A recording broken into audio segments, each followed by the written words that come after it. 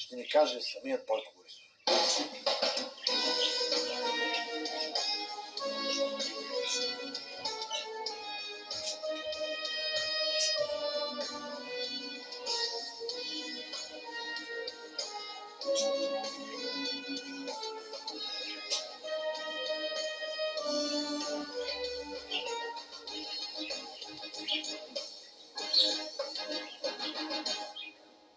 Добър вечер, господин Борисов. Къде сте, майстори? Сега. Никакви дилема, братче. Всичко в България расте, Сиромахов. Кредитния рейтинг расте, заплатите растат, инвеститорите растат, цените растат, инфлацията расте. Само 7-8 върви на долара. Стига сега. Значи едно време ми играеше Краси Радко, сега ми играе някакъв Антуан. Така. Утре ще почне да ми играе Боби Пежев. Сега. Пичове, ще взема да ви приключвам вече, защото ми развалят имиджа. Ваше имидж е толкова голям, че ние няма как да го развалим. Вие го помпите до пръсване. Всичко аз правя, Сиромахов. Значи аз карах България в Шенген. Да. Аз я вкарах в Европейския банков съюз. Лично аз чаках 5 години чаканията на еврозоната. 3 менискуса скъсах от чакане и прочетох 3 тома на винето. Това е голям подвиг. Подвиг. Освен това, аз написах предложението за Македония в Европарламент. На последния абзац Тома Биков викаше: шефе, дай по-кратко, че ми се подбиха коленете. Защо са му се подбили коленете? Защото той ми беше масичката, бе, Сиромах. Ма работи човека, бе. Работи, бе. Не чака на готово като ти от ППДБ. Значи, оня ден ми звъни оня Лалугер Божанков и пита, вика, що си казал, че сме проруска партия? Викам, защото Асен Василев е като Путин. Като види голема ракета и се подмокри от кеф. Сега, аз прочетох интервюто ви и видях, че много хвалите България. Казвате, че няма вече друга такава държава в Европа. Защо смятате така, господин Борисов? Защото, Сиромахов, България е най-модерната страна в Европа.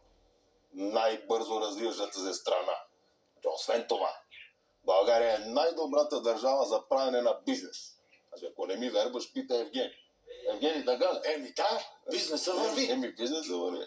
А не ви е срам да повтаряте тия неща пред хората, които усещат друго по джоба си? Нали сме комунистично предаване, бе, Сиромахов? Да се посмееме малко, бе. Добре. Пъки, кое не е верно? Кое не е верно? Аз оправих всички българи. Аз дигнах толкова високо жизнения стандарт в страната, че 95% от българите не могат да го достигнат. Сега, в интервюто сте казали, че кредитният рейтинг на България е отишъл в небето. Така ли е? Сега си не сте ли учили в училище за словете на атмосферата, бе, Сиромахов? Тропосфера, стратосфера, мезосфера и отгоре е кредитният рейтинг на България. Че ако не беше се претрепал тоя Баумгартнер, щеше да скача от кредитния ми рейтинг. Така ли? Сега ще кажете, че лично сте качил горе този рейтинг с Фалкона. Айде, стига с този Фалкон, бе, хумористи. Бил съм изнесъл с Фалкона милиарди евро в черни чували. Добре, бе, ще ми върна чувалите. С парите ли? Не, само чувалите. Шалал да са. Само чувалите. Вие говорите много арогантно пред камера, бе, господин Борисов. Когато не сте пред медиите, пак ли се държите така? Да, има само една разлика. Когато съм пред журналисти, Рая Назарян ми е зад гърба. Когато няма журналисти, аз съм зад гърба, ако ме разбират. Правим шанки-шунки. Шаки-нуни. Не те говорите такива неща, това са пак. Защо? Ние често сме си с нея. С нощи, примерно.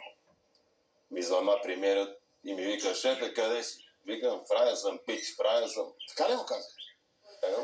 Вие пак в интервюто казвате, че България е най-сигурната страна в Европа, защото, цитирам, вечер човек може да излезе да се разходи навън с часовник и чанта. България, Сиромахов, е най-сигурната страна, значи гарантирам.